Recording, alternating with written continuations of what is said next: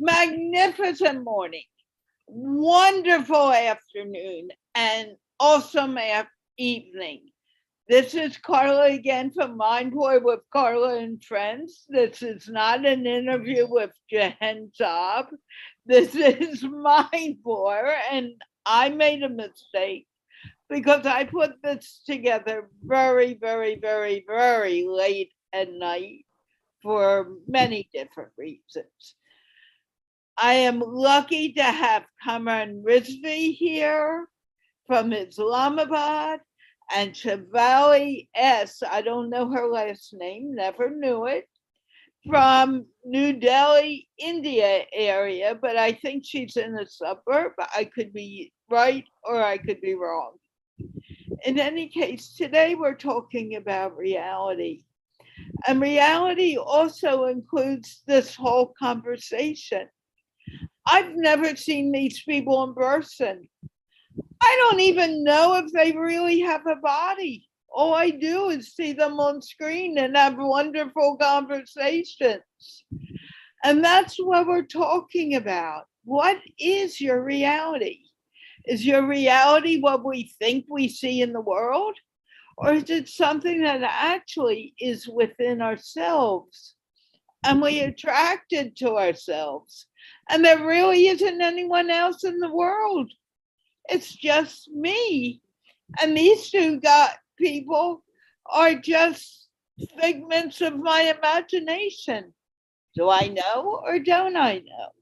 But in any case, I am going to ask my friend Kamran to kick off this conversation because he's going to tell me he needs to leave early. And I'm going to have to agree with him to do that because I said that very late last night when I was talking to him and putting this show together. So, Kamran, the mic is yours. Thank you so much, Carla. And I'm glad to be with Shivali after a few months. And the subject itself, what is reality? I think it'll be an audacious attempt at by anyone to describe it because there is no such thing as a fixed reality that we all need to become familiar with. It is something that we invent and create in our own heads. And because multiple realities are there, it's a subjective phenomena. And as many people as there are, 8 billion of them, I'm just one voice, one person who has made sense of whatever he experiences. And if it makes sense to him, it becomes his reality. So my reality is not necessarily that of Shivali's or Carla's or anyone else that I know.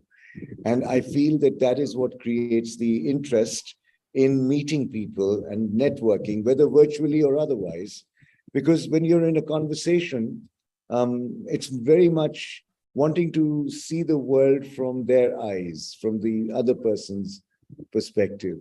And as a result, what you do is you enrich yourselves and recognize and realize that there are so many perspectives on life, what it means to work, what's a calling, and all of that. So if one was to look at reality per se, and I'll just like to add one thing, that what meaning do we assign to experiences that we have? Now, if I say this is a good experience or a bad experience, it's coming from my paradigm, it's coming from my attitude, it's coming from my mindset. So in essence, what is bad for one could be very good for the other.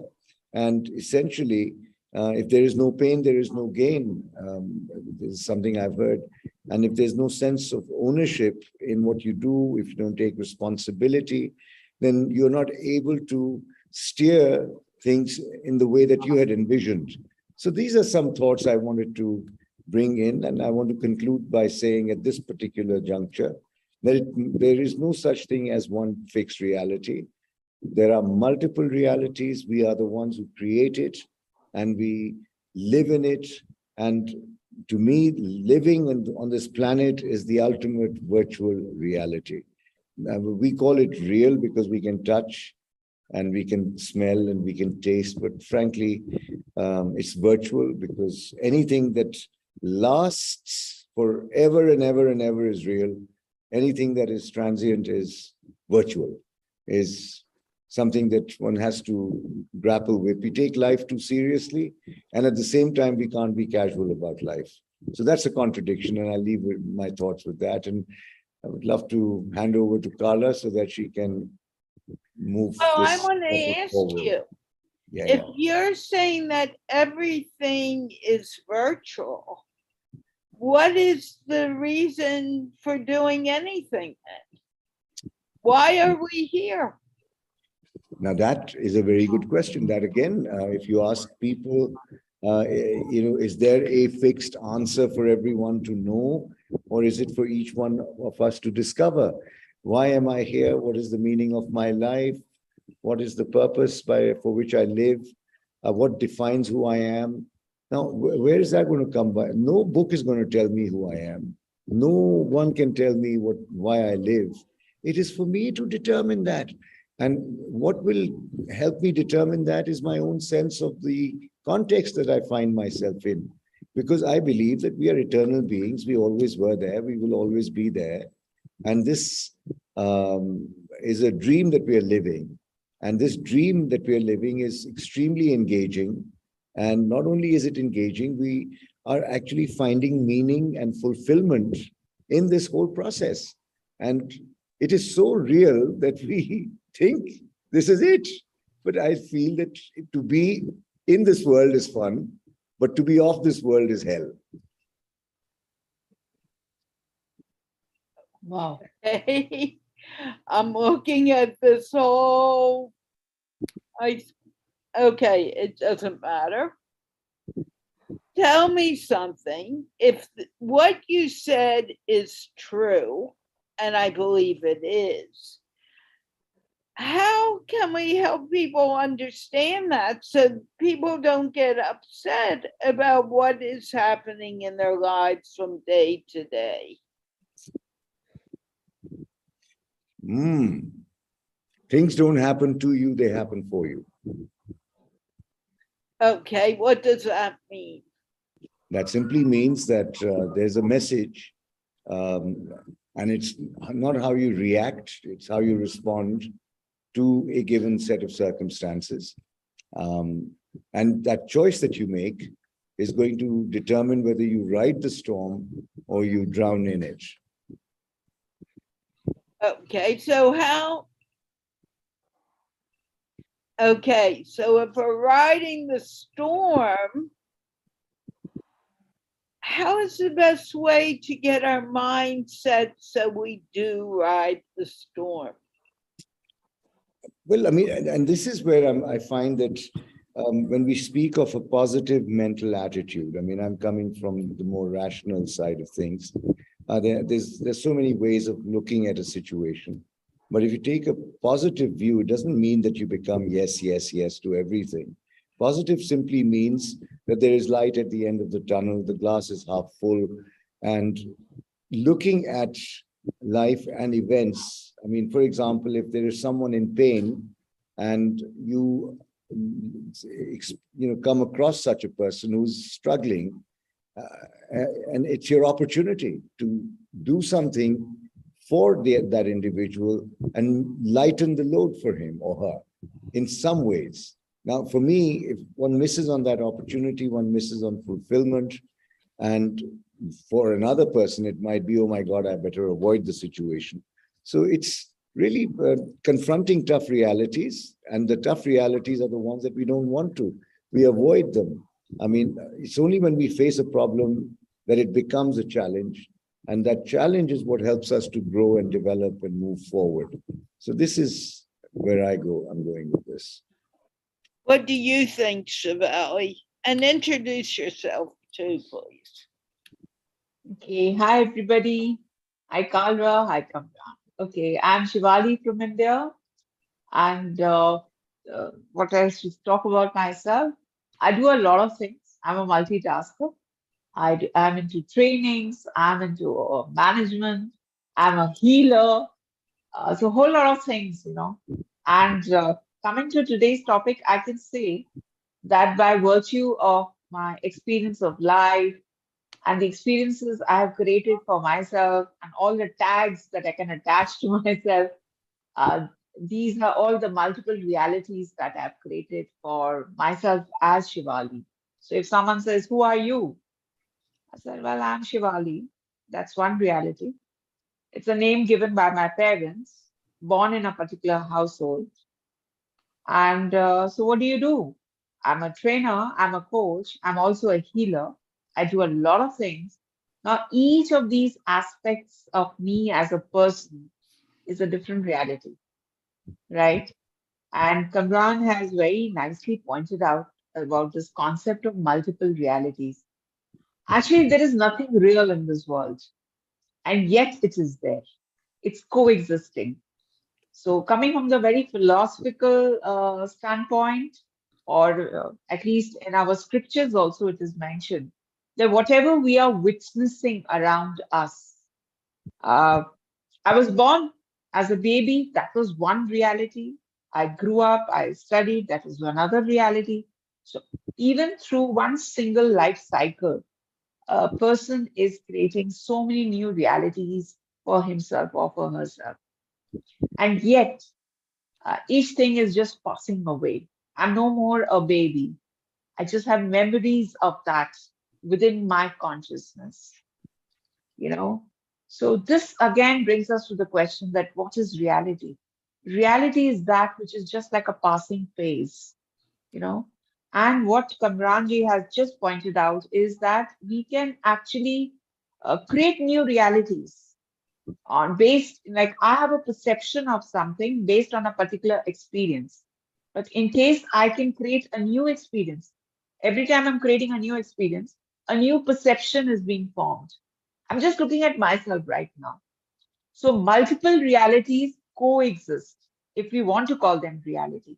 Yes, right now I am speaking. This is real. It seems real. Okay.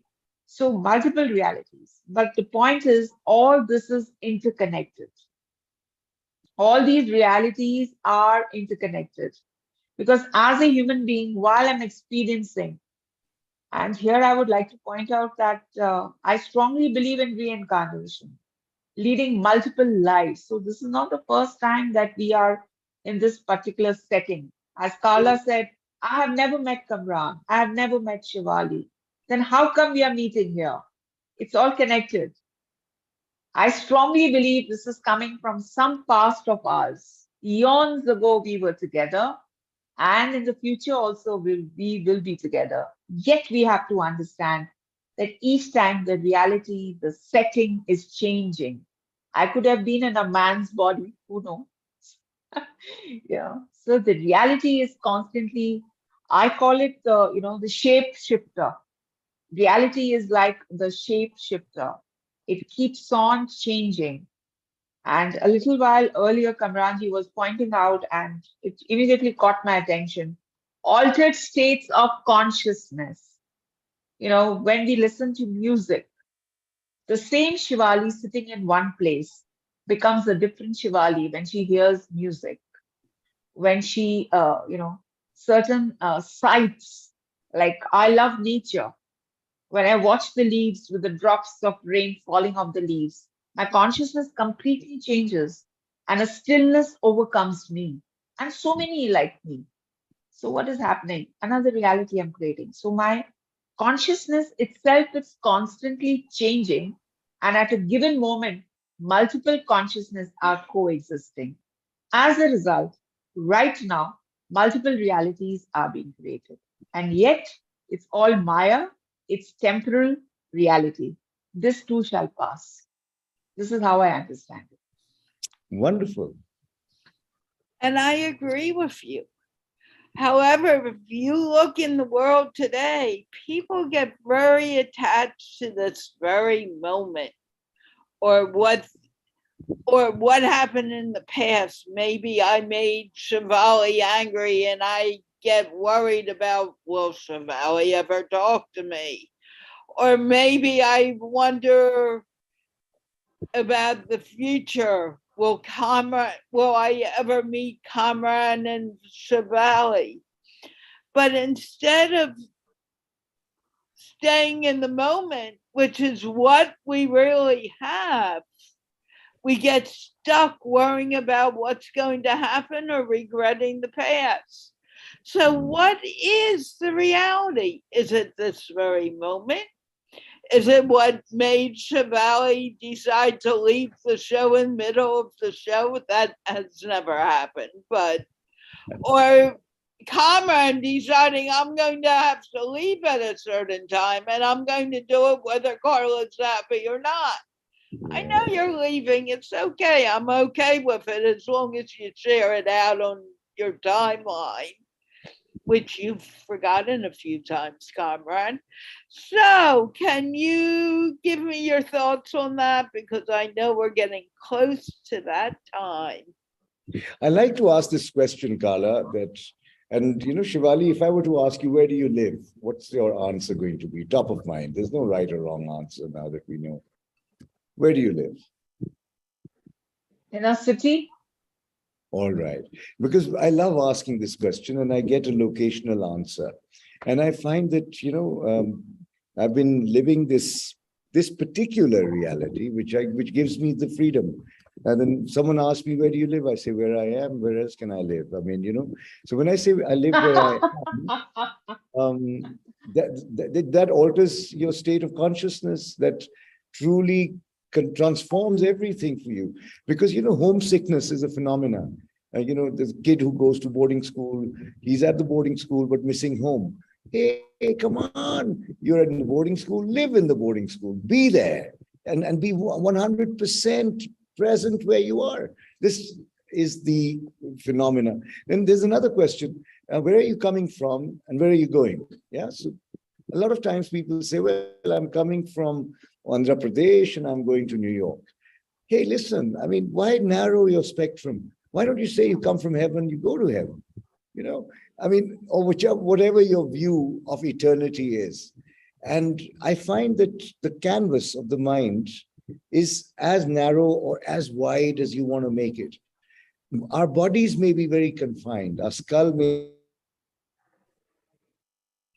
The matter is, our thoughts have no boundaries. And it is the boundlessness of our personality that we need to explore and create and celebrate and actually we're so afraid of speaking out that we often deny ourselves the adventure that life has to offer. Yes, mind. You're talking about the mind. The mind is faster than light. The mind Yes. is, like they say, it moves very fast. That's true. I completely agree with it. Yeah. Like they say, even, when they say that the home is where the heart is. So where am Yes. I? Where I'm supposed to be right now. I'm there. Yes. Yes. Absolutely. And I feel that kind of reality, that defines another kind of reality. So you are present, in the sense that you were talking about just a while back, that, this past and the future, they hijack us. Carla was talking about this too. We are often anxious about the future. We are very guilty about the past or have remorse of, I wish I had done that. But we miss out on what life really is at that point in time. And if we get preoccupied and hijacked by these past future tyrannies, then we're not here. And if we are not here, then where are we? I think we are nowhere. And we think we are somewhere. That's why they say don't get caught in the drama of life. That's why Yes. this phrase is there. Don't get Yes. caught in the drama of life. This too shall pass. Yes, So exactly. And what looks like a huge challenge, a week later, you look back and you say, oh my God, poof, it was nothing. unnecessary fretting over it. Yes. But we manufacture the problem. We have to be bigger than the problem mentally. And it's all relative. Relativity comes in here as well. So I want to thank Carla from Kamran Rizvi to say that she invited me on a Tuesday, which is breaking my pattern. And I now want to live somewhere else because it's important. Multiple realities. But thank This is you, called Carla. living Shivali, multiple it was a realities. pleasure to meet you. Yes. And I must say that we'll meet up again, I hope. And And I'd love to Kamran, learn. before you leave, I was not Yeah. able to come for Carla's show. And each time I was watching you and a couple of other people, I said, when will they come on the show with me? This happened last time, and now it's happened Yeah. again. The person that I want to be with lands on the show. Oh, wow. So, I'm so so it's happy. my I'm so happy. so it's my mind which is creating it. Coming to your Could you point, it's my mind which is could you creating it. kindly, but please continue doing that. This way we'll keep seeing each other. God bless you. Thank you Sure. so Thank much. you. Cameron, Yes. do you Carla, with live your, do you live in your body or do you live in something else? when I sleep, I float and I go places I don't even remember when I wake up. It's when I wake up, uh, conscious, then I'm back in my body. So I go on a tour when I'm sleeping. We all do. That's astral projections you do. Yes, probably that's the terminology for it. But I know one thing, Yes, when I go to sleep, that's when I find myself going places. Yeah. yes, So dreaming. is this body, this hand, real? Or do we Well, think it's real? if a And shirt are is we not, really a computer? nah. You see, Carla, is this shirt real? Is my trouser real? Is my knee real? It's just a facilitative tool for me to function in this context. And this planet Earth is a context in which we are. Just like if we went to the moon, we'd have to put on a mask and all the other contraptions to be able to survive in that climate. So I think, we're Kamranji, yes, here. yes. This shirt has taken the reality because you are wearing it. If someone else wears the same shirt, it will have a new reality. The shirt Yes, by itself has no existence. Remember exactly. that. Yeah, it's like color. There's no such thing as color. It's only the chemicals that reflect the light, and different chemicals show green and red and blue. I mean, it's Mm. amazing that light travels through darkness, and it only becomes apparent to us when the particles reflect it. I mean, it's phenomenal. There's so much of things we don't know. So to know reality, we need to know everything. And I feel that collective human knowledge is 0.0000001% of what there is to know. So, God, I mean, it's all about learning, discovering, and being dazzled by, looking for miracles. We are the living miracle, and we don't even know anything about ourselves. That's because we are always living in the bodily consciousness. If we lived in the Yes, soul consciousness, things would be different. That very would be the different, But real very different. reality, actually. Yeah. why do we live in the bodily consciousness? It's not really Well, reality. I'll be listening to the recording between you and Shivali. So, Carla, I'm begging leave. Take care, I Shivali. know you need to leave, Bye but bye. Thank you. please share it out. Oh, yeah, sure. What is Oh, yeah. reality? Is this body a real thing? Or do we think it's real? Do we just See, live in this tiny body or are we bigger than the tiny body?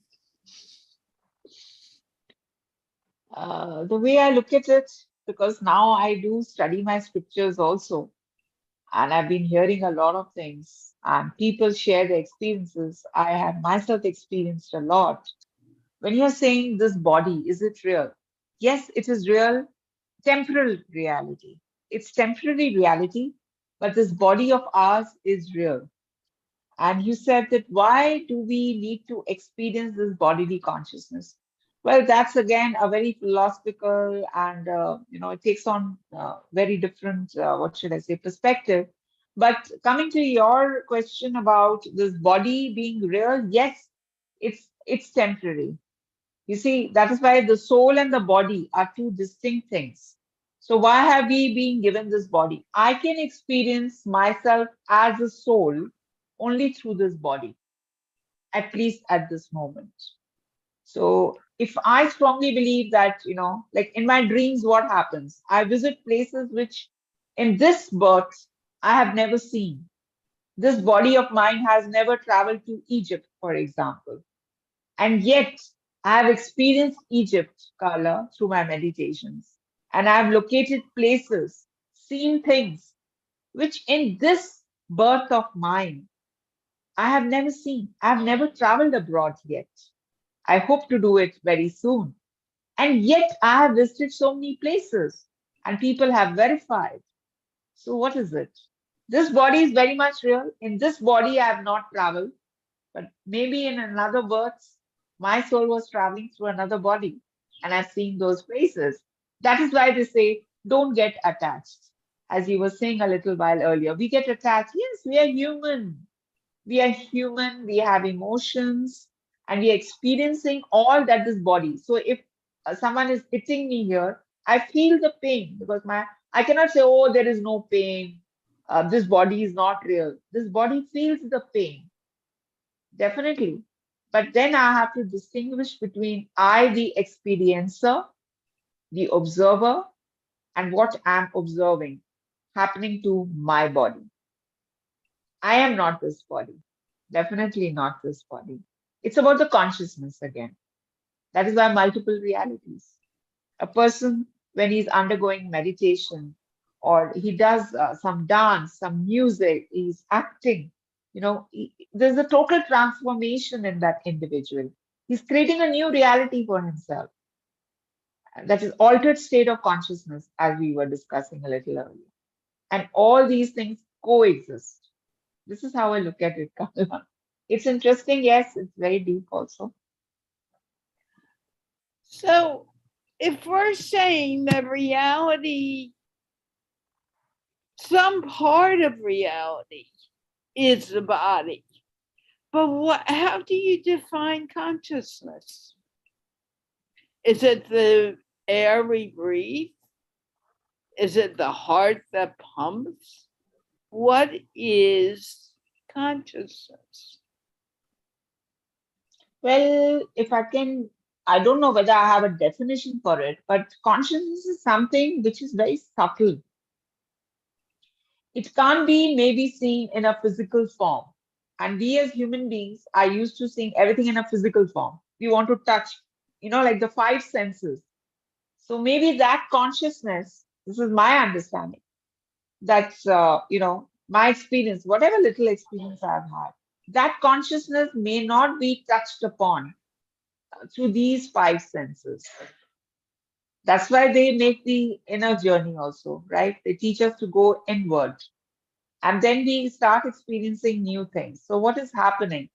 Probably is that subtle mind of mine which has that consciousness. So, consciousness is not a thing, it is not something material that we can see, it is something that we experience. So, for example, a person is stealing something, same person stealing. So, that is the consciousness at that time. It's the same person, same body, the same mind, yet at that time, something has happened. And in that way, he's experiencing things, or he's doing or taking action. So, consciousness is something which I don't think we can really define. Maybe the scriptures, if we read, they'll be mentioned. Of course, there are Vedic scriptures which mention about, the consciousness, where the person is just there in his body form, and yet his consciousness shifts at that moment. So right now, I can be with you right where you're sitting, sitting right beside you. I may not be there, but my consciousness has traveled. It has that ability. This is how I understand. So, is our consciousness very united with everyone in the world? Or is it separate? My consciousness is Carla, and it just lives in this body. Or is my consciousness really the whole of the planet? If we look at this entire thing from the level of energy and vibrations, then we are all interconnected. We are all interconnected. That is why we meet, or rather, sometimes we have not met someone, for example, and yet when we meet that person, we feel that we have met him or her earlier. Somewhere we have met that person. we immediately connect with that person. We find the energy matching. We find the common vibes, the vibrations, the energy. We can relate to the energy of the person. That time we are not really relating to the body of that person. It's the energy of that person. So somewhere I think our consciousness, we are all interconnected. It's all interconnected. Okay, I'm agreeing with you. So if we are all interconnected, why are there some people that we like and some people we don't like as much? Why aren't we just being filled up with love? Because those that we may not like the behavior are still connected to us and they're teaching us something. Why do we make this one thing? Oh, here's Carla, there's Shivali, and Kamran was here, but he's gone, and so forth. What do you think?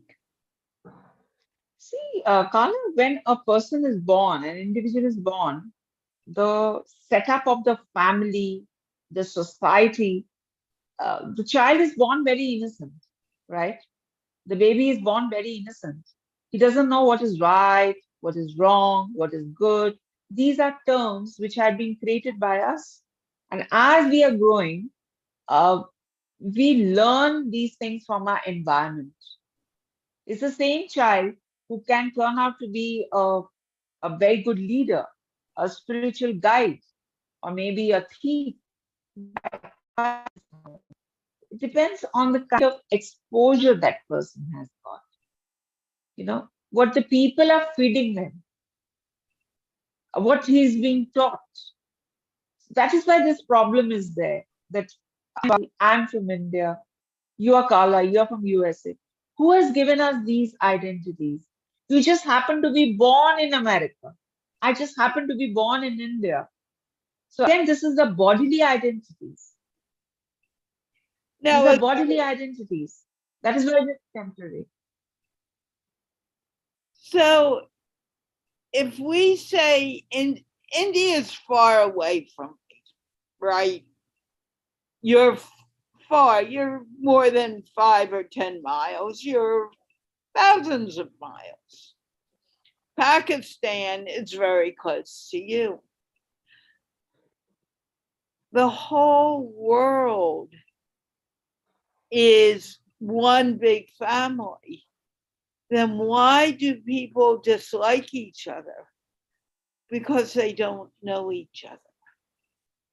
What is keeping people from realizing we are interconnected? I went into interview mode, I see, but I'd like to know your answer. Firstly, you rightly pointed out this is a bias. We have bias against people. Even within the same family, there could be a bias. Oh, she's like that, he's like that. It's a notion or a perception that we are creating. It has no basis. Likewise, building notions about people that we have never met because we are not communicating. The idea is to communicate, the idea is to connect, to know each other. All it takes is just speak up to that person, and the reality changes rather than sitting and drawing one's own conclusions. The media feeds us with a lot of things, people tell us a lot of things, but then we are intelligent, right? Why can't I use my own brain, my own intelligence, and try to find out things? Why not? Why not reach out to the other person? What prevents us? Nothing. It's our own mind which is doing it. So your question is so much correct and so much, I would say, relevant in today's time. I mean, there's chaos, and all this is creating chaos and leading to, again, the same bodily consciousness that I'm an Indian, so I should stick to only Indians. Within India, I could be biased against people, say, from another part of India, or their culture is like that, right? So it's ignorance. Basically, the the root cause is ignorance. And it's very easy to remove that ignorance. But that desire has to be there, Carla. I should have the desire within me to know someone. I should have the desire in me to reach out to someone, to communicate, to connect.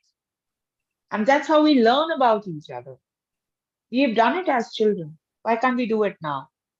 Because again, the same thing. We are so much bound by our own perceptions or what people will say and talk. So this leads to bias and more confusion. Yet we all interconnected. If we So, understood that, there would be peace, right?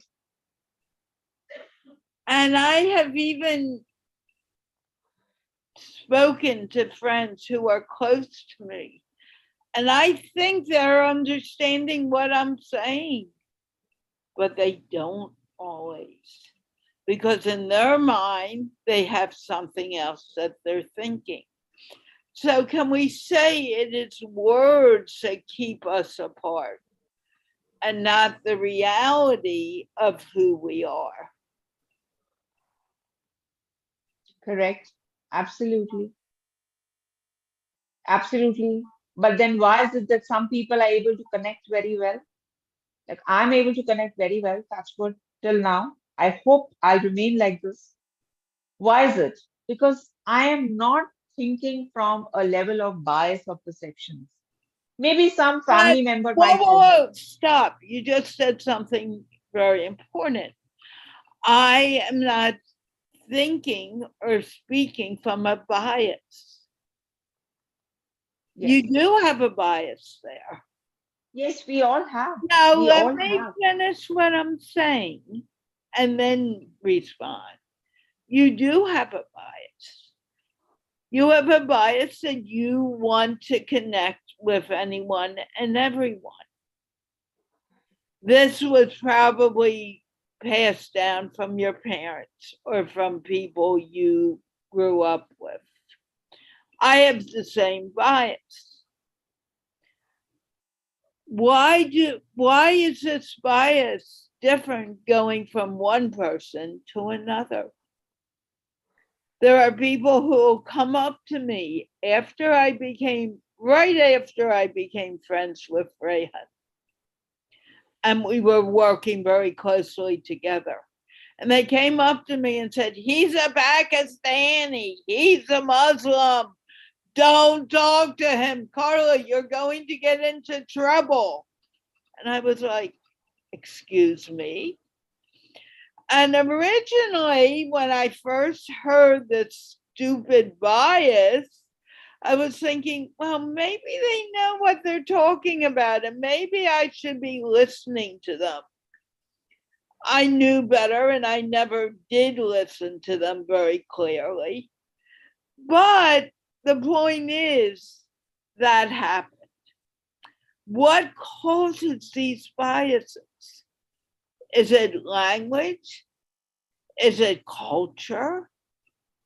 I happen to like that there's so many different cultures in the world. It's like a garden. If a garden is all roses, you don't know the daisies, you don't know the sunflowers, you don't know anything if that's your reality. But if your reality is a garden of roses, sunflowers, daisies, tulips, you know more of the world. Why do people get stuck in one piece of the world? Because they forget their intelligence. They don't use their intelligence. They're guided by others' intelligence. You can't do anything about it. Today, I also I meet so many people and they hear me talk about certain things. Oh, you are okay with this? I said, yes, I'm fine with it. We cannot force ourselves. We can't force others to agree with whatever we are saying. But at least we can put across, you know, in a more what should I say, in a more active way. The problem lies here, Carla, that those of us, who think very differently from the normal course of things, sometimes we keep quiet also. So we need to talk more about it. The idea is to communicate. And secondly, what you mentioned a little while earlier, it's the family, it's the upbringing which makes a lot of difference. We can't do away with that. And yet there are people who could be born in a family and yet they become different also. So it's the individual choice actually. We can't do anything about it, but we have to spread the message more and more. So it's okay. We have to accept that also. That is also another reality, multiple realities. That is why he said, what is reality? What is my reality? Or what is your reality? Your reality is that which you have created for yourself by your own consciousness. And mine is what I created by my own consciousness, irrespective of my family, my country, or whatever. And for that, I think learning is required. That's why they say you learn, you need to read, you need to connect. The value of education lies in this. It's not about some certification. There could be someone who's not educated at all and yet be very wise. So wisdom can come from various sources. So I feel we need to be intelligent. We claim to be human beings who are intelligent. Then why don't we use our intelligence? Well, look, in the animal world, there are, and if you look at different YouTube videos or the reels, you'll see a cat and bird becoming friends. You'll see dolphins helping dogs who are stuck, somehow got stuck in the ocean. You'll see dolphins relating to human beings. All of these things happen. But in our world of humans, what happens? We get stuck. Oh, that person has brown skin. I don't want to talk to him. Or that person is in Japan or China. Why would I talk to someone in China? Why does this happen? Why are people afraid to speak to people around the world, or even to show their face on Zoom? I'm going to tell you this story, and I probably shouldn't, and I hope no one in this building hears me tell the story. I live in a condominium building, all ages, everything. They have board meetings every month. The people who are on the board should be recognizable. What do you think? Yes, no? Well, since COVID, the board meetings have been on Zoom. Out of 7 members on the board, only 2 to 3 or 3 show their face at the meetings. The person who is the quote community manager for the management company, the first time I saw her face on the board on the meeting was the last meeting. Why did people feel? Do they think someone's going to come and bite them? You know, I wonder. Why are people so afraid? Do you have any thoughts on that? I mean, Rehan and I talk about that all the time because I go to interview people and I'm saying they won't do it. And I just don't get it. One of the reasons could be that fear that, Carla, I can talk about myself. I was never in the public domain, never, ever. It's just that recently, in the past few months, thanks to Rehan Bhai, that I was encouraged. And I'll tell you the reason why I was not coming. Yeah, so I can give my own example. Why should I look at others? I look at myself. Right. I never had the courage to come online and really share. And then I understood, through his talks with me, that whatever little we have to contribute, we must share it with others.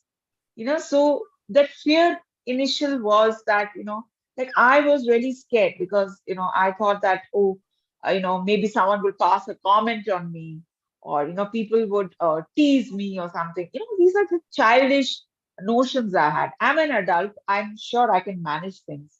So I had this fear in me, and I needed someone to encourage me. Like, come on, come forward, share what you know, connect with others. So yes, again, that was a kind of a bias. Maybe it was self-created. Maybe I was told by people that be very careful on the social media, because yes, a lot of things do happen on the social media. So what I'm hearing, what I'm seeing is creating that reality for me. And as a result, what happens? I become less than what I am. So it's very important that it's like self-growth, it has been a learning process for me.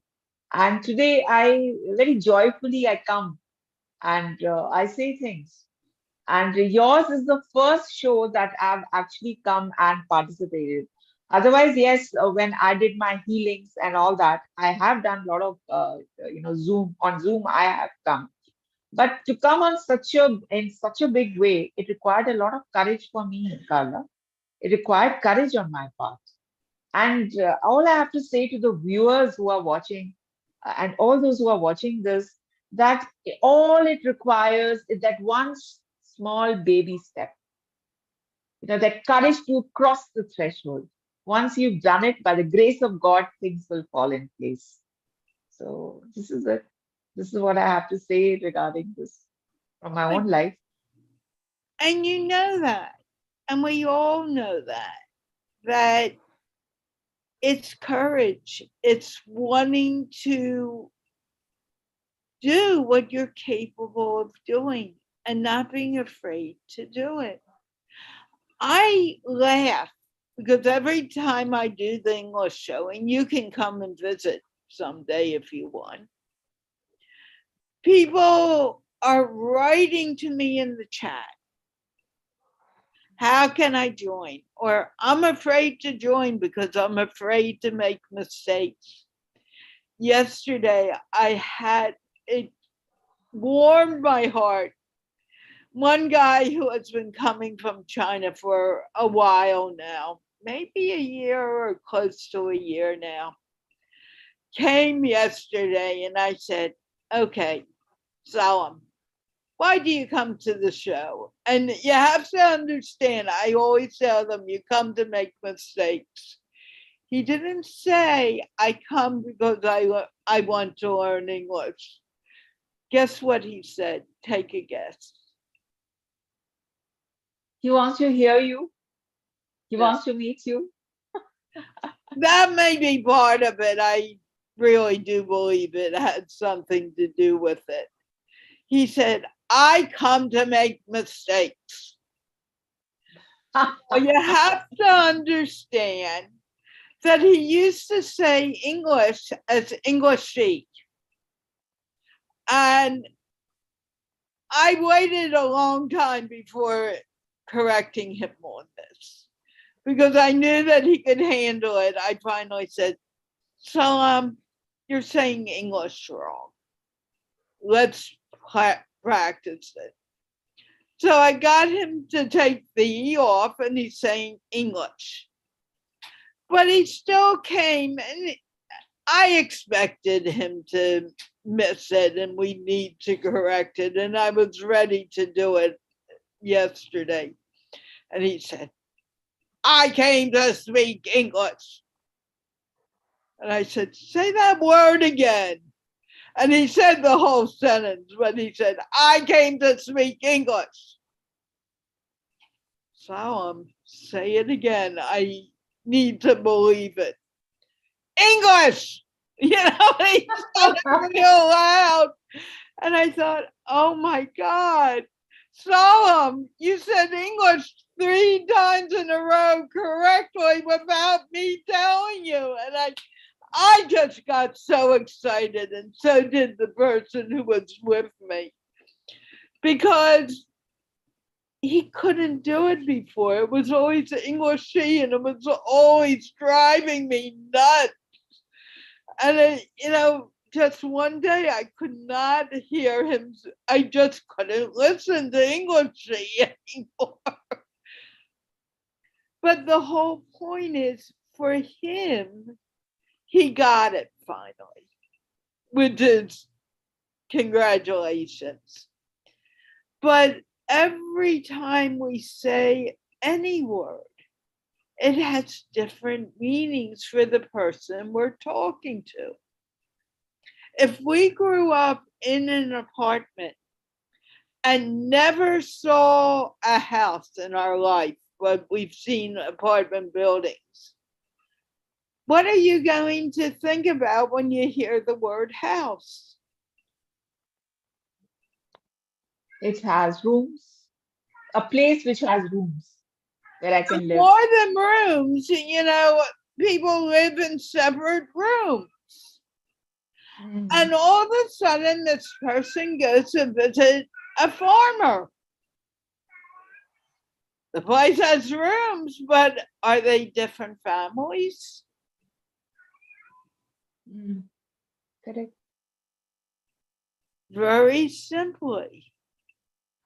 And when we disagree with someone, usually it's just because we're not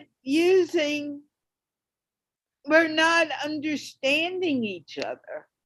It's so important what Rehan is doing by teaching all of us or encouraging all of us and then coming to me and saying, speak to this person.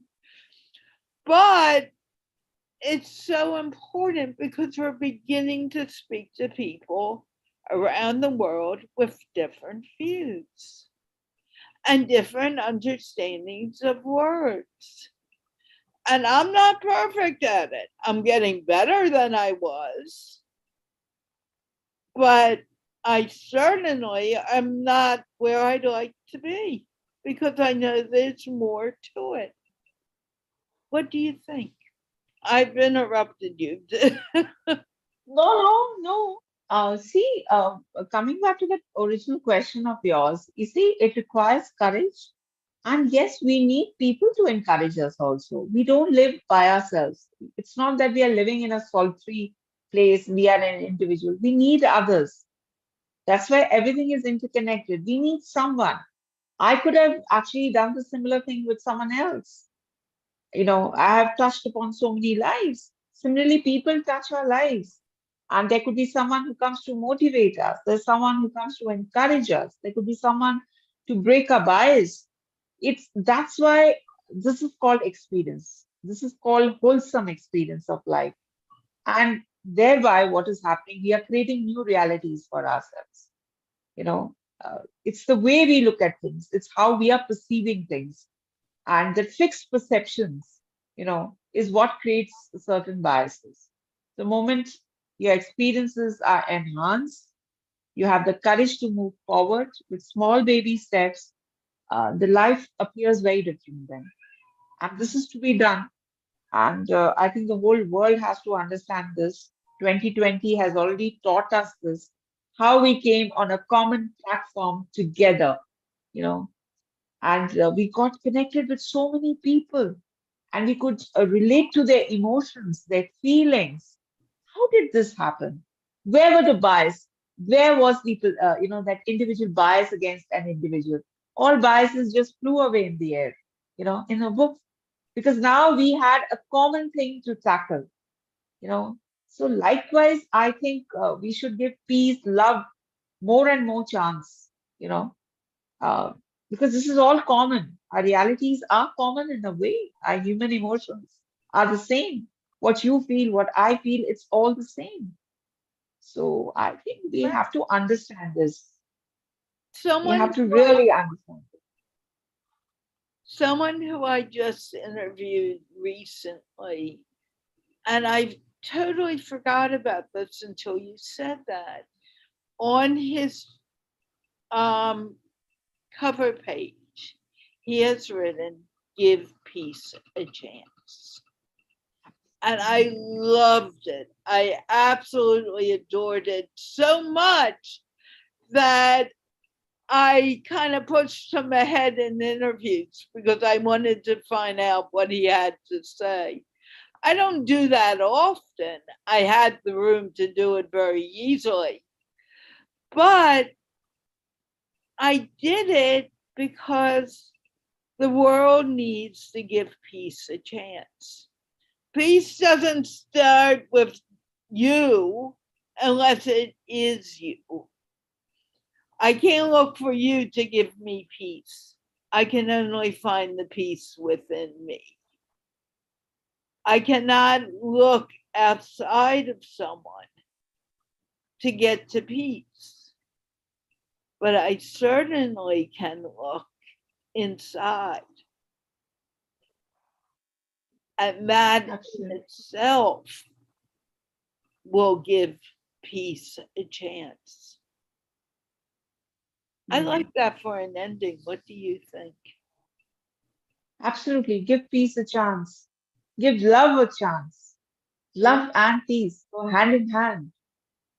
Absolutely. That's why, yes, that's why when you said about the animals, it is natural.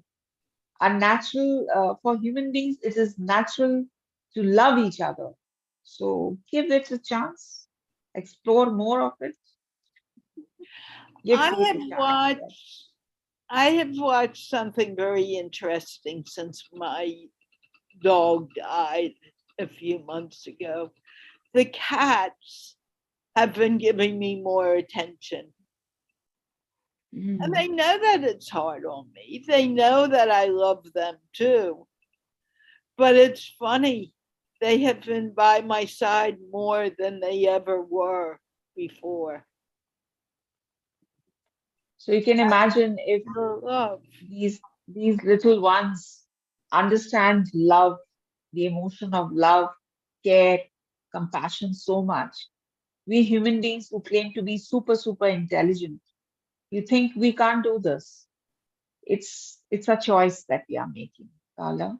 It's an individual choice. So even in this big world of ours that we can see, it's the individual's choice. Ultimately, everything rests on the individual's choice. If I want to give peace a chance, I will. If I want to love, I will. No one can stop me from doing it. I strongly believe in this. It's again related to the consciousness. It's the consciousness of the individual which makes him or her act in a particular way. Absolutely.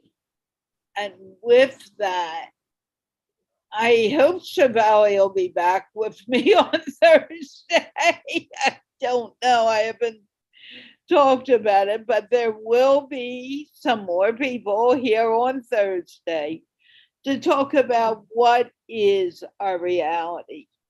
And if you like this show, you like the content that I share, do me a favor.